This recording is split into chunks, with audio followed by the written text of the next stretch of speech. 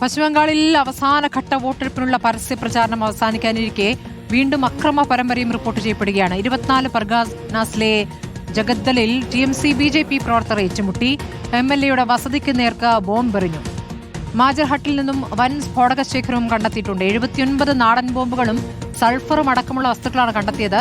കലാശക്കൊട്ട് കൊഴുപ്പിക്കാൻ പ്രധാനമന്ത്രി നരേന്ദ്രമോദിയും അമിത്ഷാ അടക്കമുള്ള നേതാക്കൾ ഇന്ന് ബംഗാളിലുണ്ട്. 142 മണ്ഡലങ്ങളാണ് മറ്റന്നാൾ വിധിയെഴുതുന്നത്. നോബിൾ മാരിക്കാരൻ, നോബിൾ, വ്യാപകമായ അക്രമ സംഭവങ്ങളാണല്ലോ ഇപ്പോൾ രണ്ടാം ഘട്ടത്തിലേക്ക് എത്തുമ്പോൾ നടക്കുന്നത്. കഴിഞ്ഞ ദിവസം ഒരു കോൺഗ്രസ് പ്രവർത്തകൻ കൊല്ലപ്പെട്ടു. അത് തൃണമൂൽ കോൺഗ്രസ് പ്രവർത്തകരാണ് അതിന് പിന്നിലെന്ന് രാഹുൽ ഗാന്ധി രോഷത്തോടു കൂടി പ്രതികരിക്കുന്നത് നമ്മൾ കണ്ടതാണ്. ഇപ്പോൾ TMCയും BJPയും തമ്മിലാണോ ആക്രമണം, ഏറ്റുമുട്ടൽ?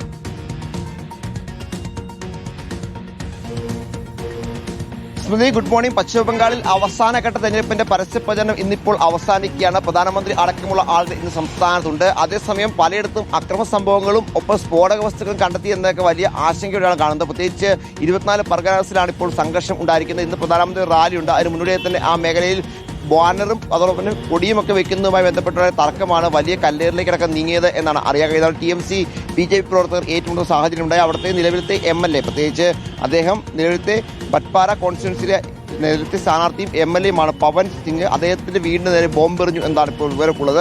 അതോടൊപ്പം തന്നെ വലിയ തരത്തിൽ സംഘർഷ സാധ്യത കല്ലേറൊക്കെയാണ് ഉണ്ടായി എന്നും പറയപ്പെടുന്നു. കൂടുതൽ സേനയെ അടക്കം കേന്ദ്രസേനയടക്കം അങ്ങോട്ട് വിന്യസിച്ചിട്ടുണ്ട് എന്നാണ് അറിയാൻ കഴിയുന്നത്. രാവിലെ തന്നെങ്കിലും തെരഞ്ഞെടുപ്പ് പ്രചാരണം കൊഴുക്കാൻ പോകുന്നുള്ളൂ. കാരണം രാവിലെ വണ്ടികളൊന്നും പോയി തുടങ്ങിയിട്ടില്ല. അല്പസമയത്തിന് ശേഷം മാത്രമാണ് പ്രചരണത്തിലേക്ക് വാഹനങ്ങളും ആളുകളൊക്കെ എത്തുന്നത്. ഇന്ന് പരസ്യപ്രചരണം അവസാനിക്കുന്ന ദിവസമാണ്. അതേസമയം മറ്റൊരു പ്രധാനപ്പെട്ട സംഭവം ഇന്നിപ്പോൾ റിപ്പോർട്ട് ചെയ്തിരിക്കുന്നത് മാജർഹട്ടിലാണ്. അവിടെ ശ്മശാനത്തിന് സമീപത്ത് നിന്ന് കുറേ ബോംബുകൾ, പ്രത്യേകിച്ച് 79 നാടൻ ബോംബുകളും വെടിമരുന്നും ഒക്കെ ഉപേക്ഷിച്ച് കടത്തിയ സാഹചര്യമുണ്ട്. അത്തരത്തിൽ വലിയ സംഘർഷ സാധ്യത അടക്കമുണ്ട്. കാരണം ഒന്നാം ഘട്ടത്തിൽ നമുക്കറിയാം പലയിടത്തും വലിയ തരത്തിൽ, പ്രത്യേകിച്ച് മുർഷിദാബാദ് അടക്കമുള്ള ഇടങ്ങളിൽ വലിയ സംഘർഷവും ഏറ്റുമുട്ടലൊക്കെ ഉണ്ടായതാണ്. അതുകൊണ്ട് തന്നെ കൂടുതൽ കേന്ദ്രസേനയൊക്കെ മറ്റ് മേഖലകളിലേക്ക് കൂടി വിന്യസിക്കുന്നുണ്ട്. ഇനിയിപ്പോൾ 142 മണ്ഡലങ്ങൾ വിധി എഴുതുന്നത് കൂടുതലും TMCയുടെ ശക്തി കേന്ദ്രങ്ങളാണ്. തെക്കൻ ബംഗാളും അതോടൊപ്പം തന്നെ കൊൽക്കത്ത അടങ്ങുന്ന മേഖലകളിലെ TMC ശക്തി കേന്ദ്രങ്ങളാണ്.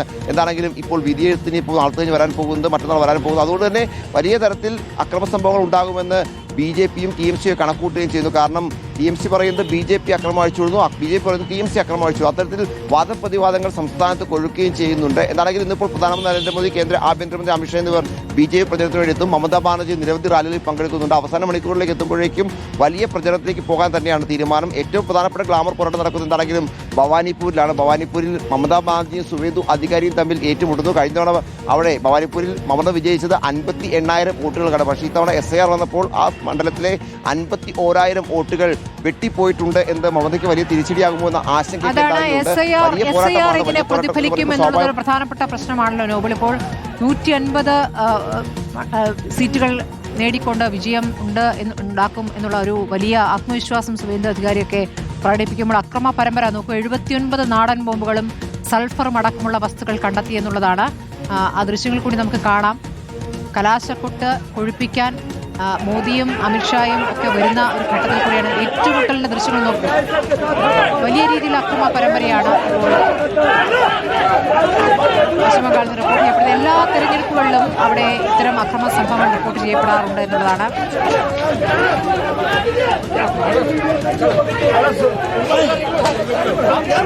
മമതാ ബാനർജി വീണ്ടും അധികാരത്തിലെത്തുമോ എന്നുള്ള ചോദ്യം ഉയർത്തുമ്പോൾ BJPയെ തുരത്തും എന്നുള്ളതാണ്. വലിയ രീതിയിലുള്ള അവകാശ പ്രഖ്യാപനങ്ങൾ ഇരുഭാഗത്തു നിന്നുമുണ്ട്.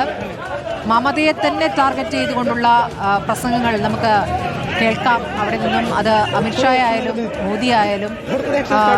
നോബിൾ, പശ്ചിമബംഗാളിൽ തെരഞ്ഞെടുപ്പ് റിപ്പോർട്ട് ചെയ്യാൻ പറ്റുന്നത് ഇത് ആദ്യമല്ലല്ലോ നോബിൾ. ആദ്യമൊക്കെ അവിടെ എത്തുമ്പോൾ മോദിയുടെ പ്രസംഗം ദീദി എന്ന് വിളിച്ചുകൊണ്ടാണ്, ദീദി എന്ന് പറഞ്ഞുകൊണ്ടാണ് പരിഹസിക്കാറ്. പക്ഷേ ഇപ്പോൾ മമതയെ തൂത്തെറിയും എന്ന രൂപത്തിലേക്ക് അത് മാറുന്നുണ്ട്. അതിലൊരു വലിയ ഒരു വല്ലാത്ത രീതിയിലുള്ള പ്രചാരണങ്ങൾ വലിയ തരത്തിൽ പശ്ചിമബംഗാളിലെ ഭരണവുമായി ബന്ധപ്പെട്ട് മമതാ സർക്കാരിനെതിരെ, മമതയ്ക്കെതിരെ നേരിട്ട് തന്നെയുള്ള വലിയ ആരോപണങ്ങൾ ഉയർത്തിക്കൊണ്ടുള്ള പ്രചാരണമല്ലേ ഇപ്പോൾ BJP നടത്തുന്ന? എങ്ങനെയാണ് മമത അതിൽ തിരിച്ചടിക്കുന്ന പ്രസംഗങ്ങളിൽ?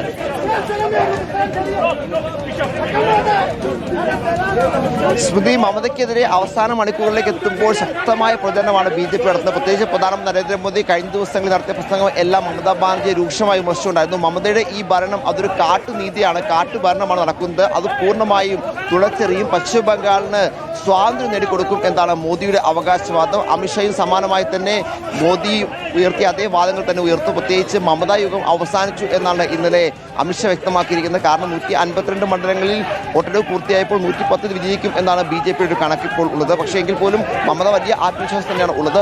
ഒരു വശത്ത് ഈ പറഞ്ഞ നേതാക്കൾ പ്രത്യേകിച്ച് BJPയും അതോടൊപ്പം തന്നെ BJPയുടെ നേതാക്കളും ആഞ്ഞടിക്കുമ്പോൾ രാഹുൽ ഗാന്ധി കൂടി മമതാ ബാനർജിയെ കടന്നാക്രമിക്കുന്ന കാഴ്ച കഴിഞ്ഞ 2 ദിവസങ്ങൾ നമുക്ക് കാണാൻ കഴിഞ്ഞു. പ്രത്യേകിച്ച് രാഹുൽ ഗാന്ധിയുടെ കഴിഞ്ഞ ദിവസത്തെ റാലിയിൽ രാഹുൽ വ്യക്തമാക്കിയത് മോദി എന്താണോ രാജ്യത്ത് ചെയ്യുന്നത് അതാണ് മമത ബംഗാളിൽ ചെയ്യുന്നത് എന്നാണ്. പ്രത്യേകിച്ച് ഇന്നലെ ഒരു കോൺഗ്രസ് നേതാവിന്റെ കൊലപാതകം അസംസ്കൃതി നടന്നതോടെ രാഹുൽ ഗാന്ധി കൂടുതൽ രൂക്ഷമായി തന്നെ പ്രതികരണവുമായി രംഗത്തേക്കുന്നു. പ്രത്യേകിച്ച് TMC ഭീകരവാദികളാണ് ഇവിടെ, TMC ഗുണ്ടകളാണ് പൂർണ്ണമായും ഇവിടെ നടക്കുന്നത്. ഗുണ്ട രാജാണെന്ന് തോന്നിയ പരാമർശങ്ങൾ രാഹുൽ ഗാന്ധിയുടെ ഭാഗത്തു കൂടി വന്നു. ഒപ്പം RSSനെ ഇവിടെ വളർത്തിയത് മമതയാണെന്ന് രാഹുൽ ഉന്നയിച്ചു. എന്താണെങ്കിലും പ്രതിപക്ഷ ചേരിയിൽ നിന്ന് അത്രയും ശക്തമായ ഒരു വിമർശനം മമതയ്ക്കെതിരെ രാഹുൽ ഗാന്ധി ഉന്നയിക്കുമെന്ന് ആരും പ്രതീക്ഷിച്ചിരുന്നില്ല. പക്ഷെ വലിയ വിമർശനമാണ് ഉണ്ടായത്.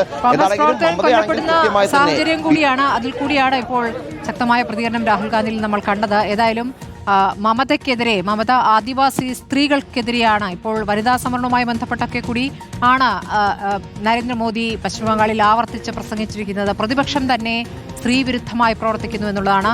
ആദിവാസികൾക്കെതിരെയാണ് മമതാ ബാനർജി. അതിൽ പറയുന്ന ഒരു പ്രധാനപ്പെട്ട കാര്യം, രാഷ്ട്രപതി അവിടെ പലതവണ വന്നപ്പോഴും സ്വീകരിക്കാൻ മമത പോയിരുന്നില്ല. അപ്പോൾ രാഷ്ട്രപതിയെ അപമാനിച്ച ആദിവാസി വിഭാഗത്തെ, ഗോത്രവിഭാഗങ്ങളെ അപമാനിക്കുന്ന മുഖ്യമന്ത്രി എന്ന രൂപത്തിലുള്ള അങ്ങനെ ഒരു നരേറ്റീവാണ് അവിടെ മോദി ആവർത്തിച്ച് ഉന്നയിക്കുന്നത്.